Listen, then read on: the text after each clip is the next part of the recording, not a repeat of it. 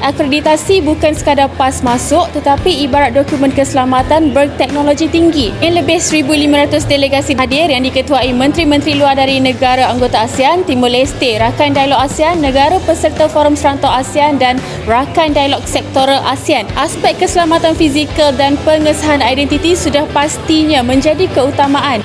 Di sebalik penganjuran acara skala antarabangsa, pasti ada barisan pertahanan yang tidak pernah leka dan tanggungjawab memastikan keselamatan maksimum sepanjang penganjuran sidang kemuncak ASEAN ke-46 Malaysia ini, antaranya dipikul pejabat Ketua Pegawai Keselamatan Kerajaan Malaysia CGSO. Semua aspek diberi perhatian dan perincian menyeluruh termasuk kad akreditasi yang dilengkapi pelbagai lapisan ciri keselamatan. Setiap kad direka dengan spesifikasi tersendiri mengikut tahap keselamatan tertinggi bagi mengelak pemalsuan dan menjamin perlindungan identiti pemegangnya. Menurut Ketua Jawatan Kuasa Kecil Logistik, Pendaftaran dan Akreditasi, Datuk Muhammad Ali Slamat, setiap persidangan atau mesyuarat-mesyuarat penting ASEAN mempunyai reka bentuk dan ciri keselamatan tersendiri mengikut spesifikasi yang diluluskan. Ketika mesyuarat Menteri-Menteri Luar ASEAN ke-58 yang diadakan di Pusat Konvensyen Kuala Lumpur, KLCC, baru-baru ini, CGSO telah memperincikan pelbagai lapisan ciri keselamatan pada kad akreditasi bertujuan mengelakkan pengeluaran pas palsu serta memastikan kawalan keselamatan lebih utuh. Muhammad Ali berkata dua tahap keselamatan diaplikasikan pada kad berkenaan iaitu tahap overt dan covert.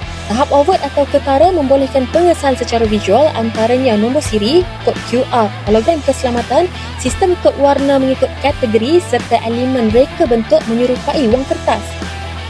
Manakala tahap covert pula membolehkan ciri keselamatan hanya boleh dikesan menggunakan alat pengimbas khas seperti cahaya ultra ungu UV dan microtext. Selain pas utama jenis PVC, pas kertas juga turut mengandungi elemen seperti filem holografik berlamina, serat keselamatan, watermark dan dawat UV. Kad akreditasi ini juga dimuatkan dengan chip mengandungi maklumat pemegang manakala reka bentuknya diperakukan terlebih dahulu bagi memastikan ia memenuhi piawaian keselamatan.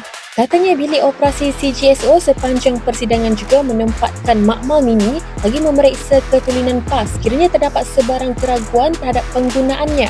Akses ke kawasan utama persidangan AMM ke-58 juga dikawal rapi oleh sistem e-gate yang menggunakan pengecaman wajah sebagai kaedah pengesahan utama dan sekunder yang dikendalikan oleh PDRM dan CGSO. Menurut Muhammad Ali, Ketua Negara dan pemimpin utama akan memakai pin khas atau lapel pin sebagai pengesahan visual. Sistem akreditasi keselamatan ini mula diperkenalkan pada mesyuarat-mesyuarat kepengerusian ASEAN Malaysia yang lalu dan ditambah baik pada tahun ini menerusi pelaksanaan teknologi pengecaman wajah bagi mempertingkatkan kawalan akses dan ketulinan pas. Pengeluaran pas turut dikawal rapi bagi memastikan hanya individu yang sah dibenarkan memasuki kawasan persidangan. Sebanyak 24 mesyuarat di peringkat Menteri Luar ASEAN diadakan termasuk mesyuarat bersama Rakan Dialog Sektoral ASEAN dan Sekretariat ASEAN. Sidang kemuncak ASEAN ke-46 diadakan di bawah tema Pengerusi Malaysia 2025 iaitu Keterangkuman dan Kelestarian dijadualkan berlangsung Oktober ini.